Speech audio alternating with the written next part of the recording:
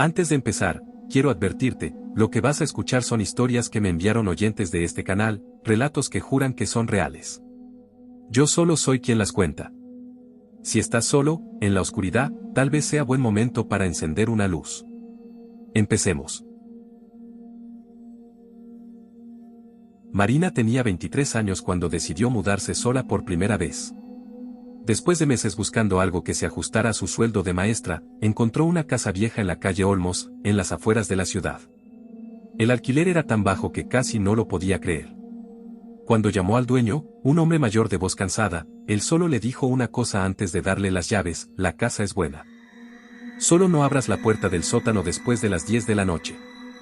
Marina se rió. Pensó que era una broma de esas que hacen los caseros para asustar a los inquilinos nuevos, para que cuiden más la propiedad. Firmó el contrato esa misma tarde. La casa era vieja pero bonita. Techos altos, pisos de madera que crujían con cada paso, ventanas grandes que dejaban entrar la luz de la tarde de una forma casi mágica. Marina se enamoró del lugar de inmediato. Pasó los primeros días acomodando sus cosas, colgando cuadros, organizando la cocina. Todo parecía normal. Todo parecía tranquilo.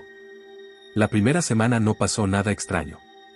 Marina dormía bien, se despertaba temprano para ir a trabajar, volvía cansada y se sentaba a corregir exámenes en la mesa del comedor. Fue en la segunda semana cuando empezó a notar algo raro. Era un jueves por la noche. Marina estaba en la cocina lavando los platos cuando escuchó un golpe seco que venía de abajo. Un golpe fuerte, como si alguien hubiera dejado caer algo pesado. Se quedó quieta, con las manos todavía dentro del agua jabonosa, escuchando. Silencio. Pensó que tal vez había sido su imaginación, o algo que se cayó en el sótano por sí solo. La casa era vieja, después de todo. Pero el golpe se repitió. Esta vez más fuerte. Y luego otro. Y otro. Como pasos. Marina sintió que el corazón se le aceleraba. Miró el reloj de la cocina, eran las 10:04 de la noche. Recordó las palabras del dueño. No abras la puerta del sótano después de las 10. Se dijo a sí misma que no iba a ir a revisar. Que se iba a ir directo a su cuarto. A cerrar la puerta con llave, y que en la mañana todo esto le iba a parecer ridículo. Subió las escaleras casi corriendo, sintiendo que algo la observaba desde la oscuridad del pasillo de abajo. Cerró la puerta de su cuarto y se metió en la cama con la luz encendida. Los golpes continuaron por casi una hora. Después, silencio total. A la mañana siguiente, Marina bajó con cautela. Todo estaba en su lugar.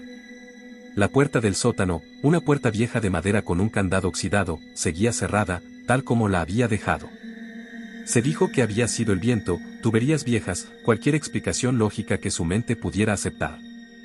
Pasaron varios días sin incidentes. Marina casi había olvidado el episodio, convenciéndose de que había sido una noche de nervios, tal vez el cansancio de adaptarse a un lugar nuevo. Pero una noche, mientras hablaba por teléfono con su madre, escuchó algo que la dejó helada, una voz, muy baja, casi un susurro, que parecía venir de la puerta del sótano. No podía distinguir palabras, solo un murmullo constante, como alguien hablando consigo mismo en un idioma que ella no reconocía. Colgó el teléfono sin decirle nada a su madre. No quería asustarla. Se acercó despacio a la puerta del sótano, con el corazón latiéndole en los oídos. Puso la mano sobre la madera fría.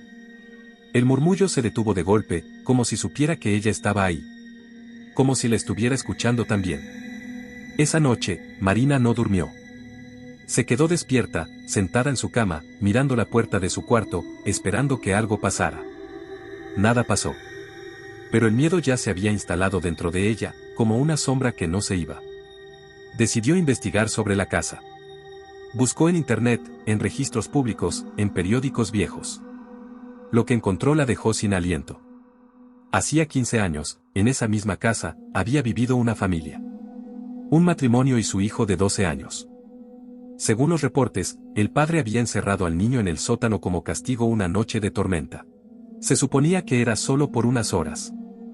Pero hubo un problema con la cerradura, un desperfecto eléctrico causó un incendio en otra parte de la casa, y en el caos, nadie recordó que el niño seguía abajo. Cuando finalmente llegaron los bomberos, ya era tarde. El niño había muerto encerrado, gritando, golpeando la puerta que nadie escuchó a tiempo.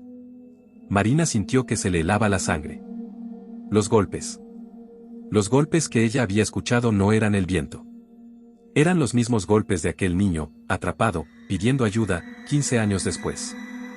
Esa noche decidió que no podía quedarse en la casa. Empezó a empacar sus cosas, temblando, con las manos torpes por el miedo. Eran las 9:30 de la noche. Le faltaba poco para terminar cuando escuchó, con total claridad, unos pasos pequeños bajando, no, subiendo las escaleras del sótano. Pasos de niño. Se quedó paralizada en medio de la sala, con una caja de libros en las manos, mirando hacia el pasillo oscuro que llevaba a la puerta del sótano. La puerta, que ella misma había revisado esa mañana y que estaba cerrada con candado, ahora estaba entreabierta. Una rendija oscura de la que no salía ningún sonido, pero de la que Marina sintió, con una certeza que nunca pudo explicar, que algo la estaba mirando. Dejó caer la caja de libros y salió corriendo de la casa sin llevarse nada más. Condujo hasta la casa de una amiga y nunca volvió a buscar sus pertenencias. Llamó al dueño al día siguiente para decirle que rompía el contrato. El hombre, del otro lado de la línea, solo suspiró y dijo, ya son 4 inquilinos este año. Nadie dura más de un mes. Marina le preguntó qué pasó con el niño, con la familia. El hombre se quedó en silencio unos segundos y luego respondió algo que ella nunca pudo olvidar, el niño nunca salió del sótano. Lo que pasa es que cada tanto sube a buscar quien lo encierre de nuevo. La casa de la calle Olmos sigue en pie hoy en día. Cambia de inquilino casi cada mes. Nadie se queda más de 4 semanas. Y los vecinos aseguran que, si uno pasa caminando después de las 10 de la noche, todavía se pueden escuchar, muy bajito, unos golpes que vienen desde abajo de la tierra. Diego trabajaba como camionero de larga distancia. Llevaba más de 10 años haciendo el mismo recorrido, transportaba mercadería entre 2 ciudades separadas por casi 800 kilómetros de ruta solitaria, la mayoría de ese trayecto rodeado de campo abierto y muy poca señal de celular. Conocía cada curva, cada estación de servicio, cada pueblo diminuto que aparecía cada tanto en medio de la nada. Era un hombre práctico, nada supersticioso, de esos que se ríen de las historias de fantasmas que cuentan otros choferes en las paradas de descanso. Todo cambió una noche de octubre. Diego había salido más tarde de lo habitual, así que sabía que buena parte del viaje lo haría de noche. No le molestaba. Prefería manejar de noche, cuando había menos tráfico y el camino se sentía más tranquilo. Puso música baja, tomó café de su termo, y se acomodó para las horas que tenía por delante. Alrededor de la medianoche, en un tramo particularmente desolado de la Ruta 9, donde no había luces artificiales y las estrellas se veían con una claridad impresionante, Diego vio una figura parada al costado del camino. Era un hombre, o al menos eso parecía, con una mano levantada pidiendo que lo llevara. Diego dudó. Nunca antes había levantado a un autoestopista en esa ruta, y menos de noche. Pero algo en la situación lo hizo bajar la velocidad. Tal vez fue la lástima, pensando en lo solitario y frío que debía ser ese lugar a esa hora. Frenó el camión unos metros más adelante. El hombre caminó hacia la puerta con pasos lentos, casi mecánicos. Cuando subió, Diego pudo verlo mejor bajo la luz tenue de la cabina. Era un hombre de mediana edad, vestido con ropa anticuada, un saco gris y una camisa que parecía sacada de otra época. Tenía la piel muy pálida y los ojos hundidos, como si no hubiera dormido en días. No dijo nada al principio, solo se sentó y miró hacia adelante. ¿A dónde va?, preguntó Diego, tratando de sonar normal a pesar de la incomodidad que sentía. Al pueblo de Santa Rita, respondió el hombre, con una voz ronca y baja. Diego conocía el pueblo. Quedaba a unos 40 minutos de donde estaban. Asintió y volvió a poner el camión en marcha. Durante los primeros minutos, el silencio en la cabina era pesado. El hombre no hablaba, solo miraba hacia el frente, con las manos apoyadas sobre las piernas, completamente inmóvil. Diego intentó hacer conversación un par de veces, preguntando de dónde venía, qué lo había dejado varado en ese lugar tan solitario. El hombre respondía con frases cortas, casi automáticas, sin dar detalles. Fue entonces cuando Diego notó algo extraño, el hombre no parpadeaba. Miró de reojo varias veces, tratando de no ser obvio, y confirmó que en los minutos que llevaban juntos, ni una sola vez había visto a su acompañante parpadear. Un frío que no tenía nada que ver con el clima empezó a subirle por la espalda a Diego. Apretó el volante con más fuerza y decidió concentrarse en el camino, tratando de convencerse de que estaba exagerando, que estaba cansado por el viaje largo. ¿Falta mucho?, Preguntó el hombre de repente, sobresaltando a Diego. Unos 20 minutos, respondió, con la voz un poco temblorosa. El hombre asintió lentamente y volvió a quedarse en silencio. Pasaron varios minutos más. Diego encendió la radio para llenar el silencio incómodo, pero apenas sonaron unos segundos de música, la señal se cortó y solo quedó estática. Apagó la radio, incómodo. Hace 20 años que hago este viaje, dijo el hombre, sin que Diego le hubiera preguntado nada. Siempre a esta hora. Siempre en esta ruta. Diego sintió que un escalofrío le recorría todo el cuerpo. Como dice, murieron aquí, continuó el hombre, con la mirada fija hacia adelante, como si no estuviera hablándole a Diego sino recordando algo. Justo en esta curva que viene. Un camión como el suyo perdió el control. Yo iba en el asiento del acompañante. Diego sintió que las manos le sudaban sobre el volante. Miró hacia adelante y, efectivamente, vio que se acercaban a una curva pronunciada, una de las más peligrosas de toda la ruta, conocida entre los camioneros por los accidentes que habían ocurrido ahí a lo largo de los años. Yo no debería estar en este camión, dijo el hombre, girando lentamente la cabeza para mirar a Diego por primera vez desde que había subido. Cuando Diego lo miró de reojo, sintió que el alma se le congelaba, los ojos del hombre no tenían nada dentro. Eran completamente negros, sin brillo, sin vida, como dos agujeros vacíos en su rostro pálido.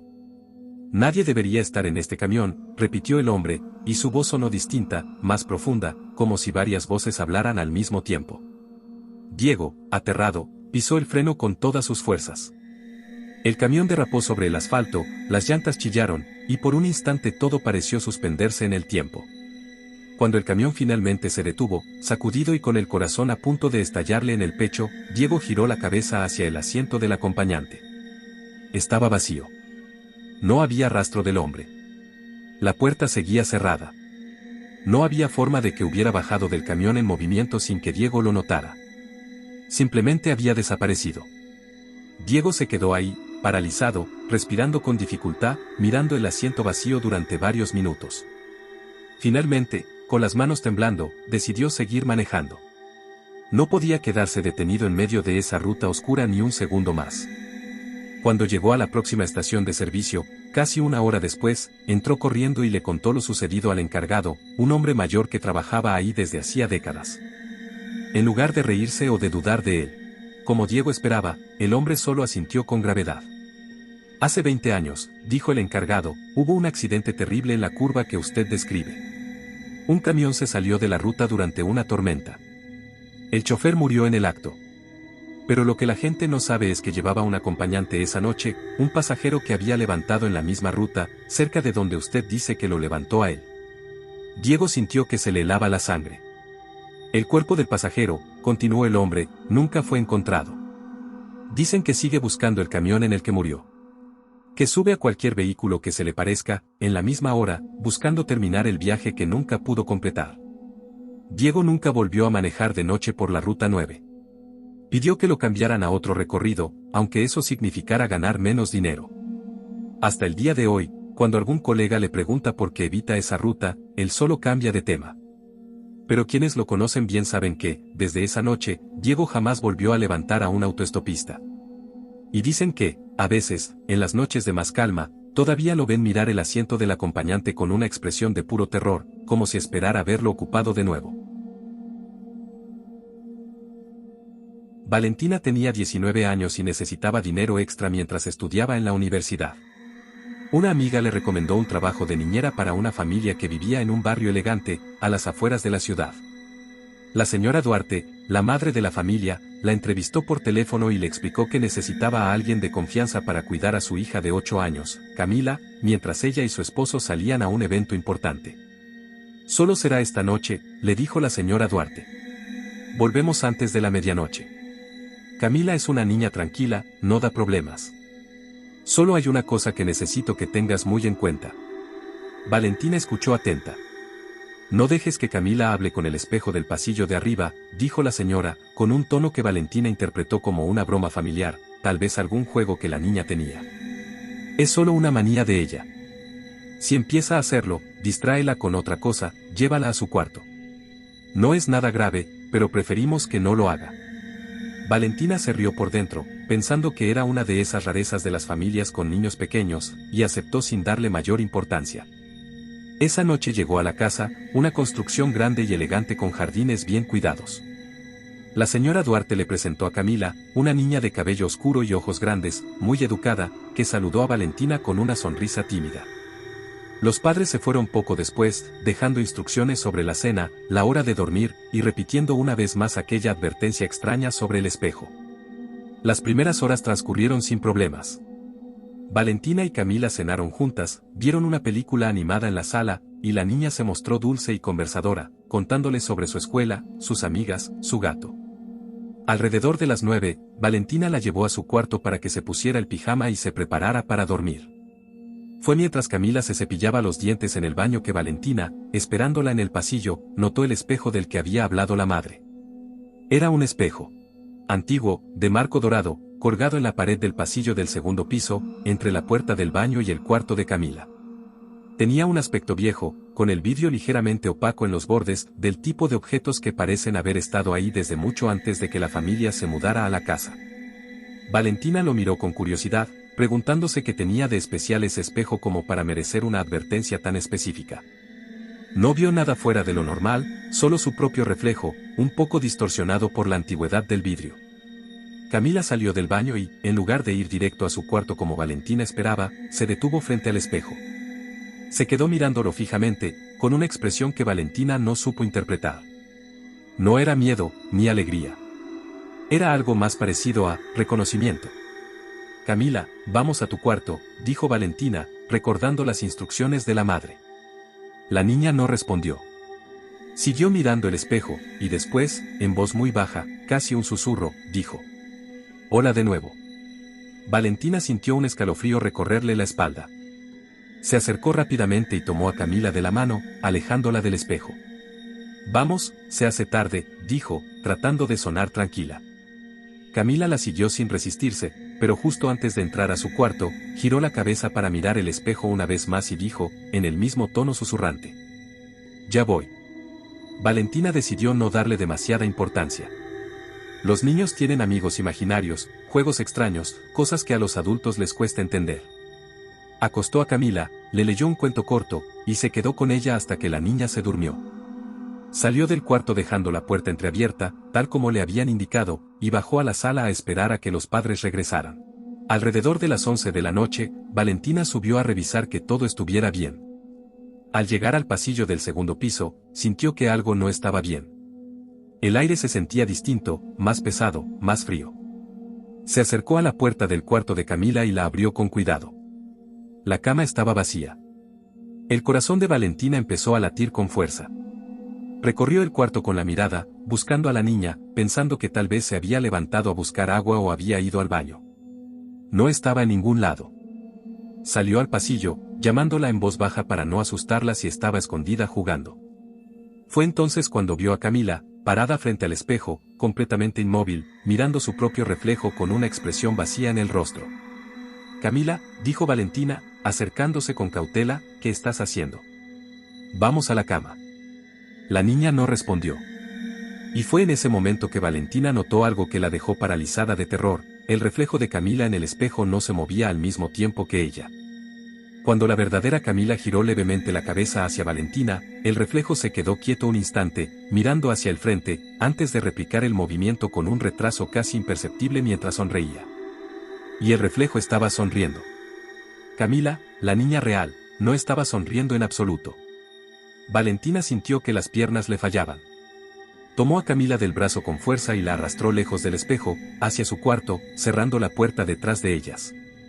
La niña, como si hubiera despertado de un trance, parpadeó confundida y preguntó qué había pasado, porque estaba fuera de la cama. No recordaba nada. Valentina se quedó con ella el resto de la noche, sin apagar la luz, esperando con desesperación que los padres regresaran. Cuando la señora Duarte finalmente llegó, poco después de la medianoche, Valentina le contó todo lo que había pasado, con la voz temblorosa y las manos sudadas. La señora Duarte se puso pálida al escuchar la historia. Se sentó en el sofá de la sala y, después de un largo silencio, le contó a Valentina la verdad sobre el espejo. «Ese espejo perteneció a la abuela de mi esposo», dijo. «Hace muchos años, antes de que nosotros compráramos esta casa, hubo una niña que vivió aquí. Se llamaba Elena. Según cuentan los vecinos más antiguos, Elena desapareció una noche, y lo único que encontraron de ella fue este espejo, roto en el piso de su cuarto, con una grieta que atravesaba justo el centro. Nunca se supo qué le pasó. Cuando compramos la casa, el espejo ya estaba aquí. No sé por qué nunca lo tiramos. ¿Por qué le advirtió a Camila que no le hablara?, preguntó Valentina, con un nudo en la garganta. La señora Duarte bajó la mirada. Porque no es la primera vez que pasa esto. Y cada vez que ella le habla al espejo, el reflejo tarda un poco más en volver a copiar sus movimientos. Valentina nunca volvió a esa casa. Renunció al trabajo esa misma noche, sin importarle el dinero que perdía. Años después, se enteró por su amiga de que la familia Duarte se había mudado repentinamente, sin dar explicaciones a los vecinos. Nadie supo qué pasó con el espejo. Pero Valentina, hasta el día de hoy, evita mirarse demasiado tiempo en espejos antiguos, siempre con el temor de que, algún día, su propio reflejo tarde un segundo de más en devolverle el movimiento. Rodrigo llevaba 3 meses trabajando como guardia de seguridad en un hospital abandonado que estaba en proceso de demolición. El edificio, una construcción enorme de los años 70, había cerrado sus puertas hacía casi una década después de un escándalo relacionado con negligencia médica que nunca quedó completamente esclarecido. La empresa constructora que había comprado el terreno necesitaba vigilancia nocturna mientras se completaban los trámites legales para iniciar la demolición, y Rodrigo, que necesitaba el trabajo con urgencia, aceptó sin hacer demasiadas preguntas.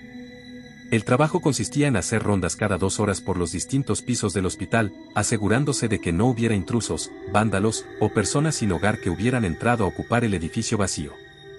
Durante los primeros meses, todo transcurrió sin sobresaltos.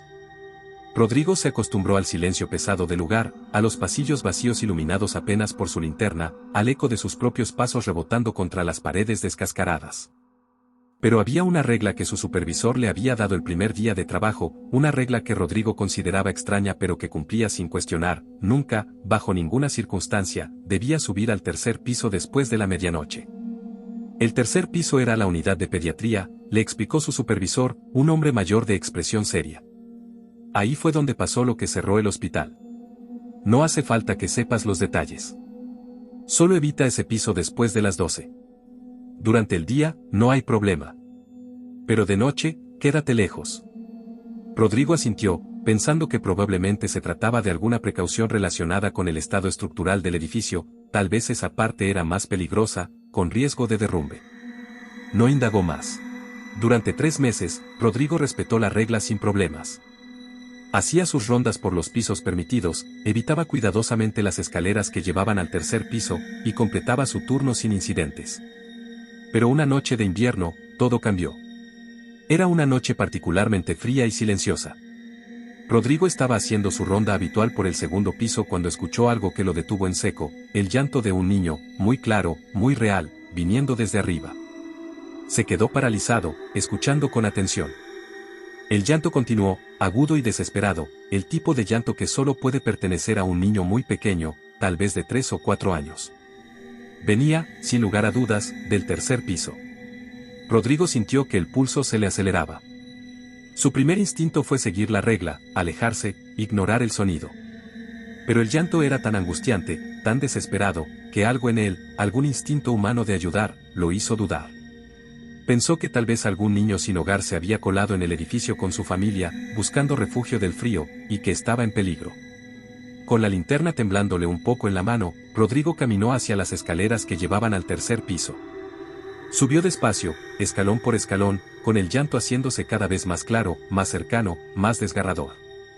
Al llegar al 3er piso, el pasillo se extendía frente a él, largo y oscuro, con puertas a ambos lados que alguna vez habían sido habitaciones de niños enfermos.